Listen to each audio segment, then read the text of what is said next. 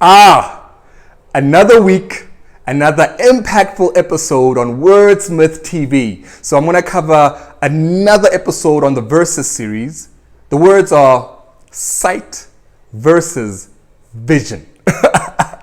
This is an extension of the video I covered, I think 3 weeks ago, no thing or nothing. If you haven't checked that video out, please look at the links below. I'm going to share the video again up here on the link. Now, sight versus vision. Follow me on this one. Here's a hint. It's not what you think it is. I'm going to do this outside. Maybe you can see me better when I do it outside. Let's go. Nothing like a little bit of sunlight to help you see better. Now let's get into the words. On one end, you have sight. Sight is the ability to see or the act of seeing. Right? Taken further, it's the perception of something or an object. On the other end, you have vision. Vision also refers to your ability or the faculty of seeing, but it takes it further. It also alludes to your ability to think about or plan a future event. There's also another definition where it says it's mental images. All right, what you see is a mental image of what the future can or will look like. So it's quite obvious that one is rooted in your physical sense and the other in a mental faculty. Very important. Both words have their root in Latin. All right, the two root words are vis, V-I-S, and vid, V-I-D. On the vis side, think about all the words you use. Visual, invisible, advise. Now think about it. Advise is you telling someone how you see something or your point of view. Take that further. Visit. Visit means you're going to see a friend, family, or someone. How about on the vid side? Quite easy. You'll probably think video, a motion picture. How about provider? I doubt you thought of that one. Provider is someone who sees to it that you get something that you need. Even evidence. Evidence, items, objects, something that appears in a court case that we can thoroughly see to present in this court case. So you probably think you know where I'm going with this video. Have vision versus sight. Here's the kicker. Yes and no. I need you to stick with me on this one. So I'm currently on a speed reading course. That's helping me learn and unlearn a few habits in terms of how I take in, comprehend, retain, and deliver information. I find so much value with that. So I'm currently on a stage where I'm learning how to use what's called a visual pacer. Now, for the uninitiated, what a visual pacer is you using your finger or a pen or a stick, something that helps you literally pace and follow the words on a page as you read. That helps you increase the speed at which you read. Right, the comprehension part will come at a later stage.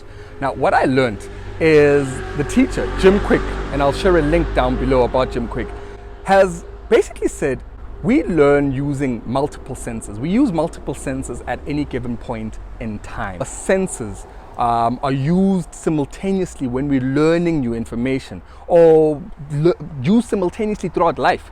All right, and one of the senses or two senses that are interlinked are your sense of smell and your sense of taste. That's why you have what's called an ear, nose, and throat specialist. You know, all of those, there's a whole link there, whatever they call it. And part of that is, think about when you taste something. You know, you may know the taste of a peach, a fresh peach. And Jim Quick gives this very example. He says you take it in, you take a bite, and you revel in that juicy taste or whatever a peach tastes like to you. And what you don't notice is your sense of smell plays a part in you interpreting the taste of that fruit. Now you think, what are you on about? There's a physiological reason for that, and doctors and all will get into that. But if you think about it, when your nose is congested or when you're sick, don't you lose a sense of taste as well? They're interlinked. Similarly, when it comes to your sense of sight, what is linked to that is your sense of touch.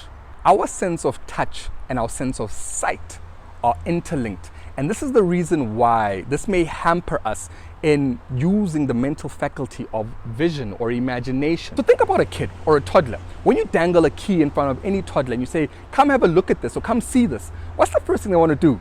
Yeah, they want to take it out and grab it. They want to touch it. All right, many of us may do this. You know, when you walk into a museum or any place with artifacts, They may say, they have a little sign there, do not touch. It's simply because you see it and you just want to touch it. That helps you perceive something.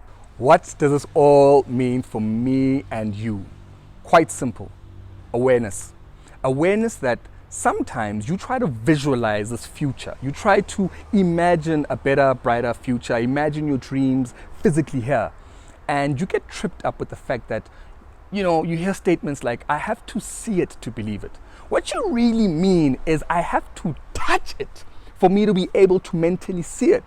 But that's just a physical sense, and our physical senses are great in terms of orientation around the world. Sight remembers the perception of objects or something. Now, our mental faculties of imagination, perception, require us to de-link, cut the link off from what you can touch and what you can mentally see in your mind.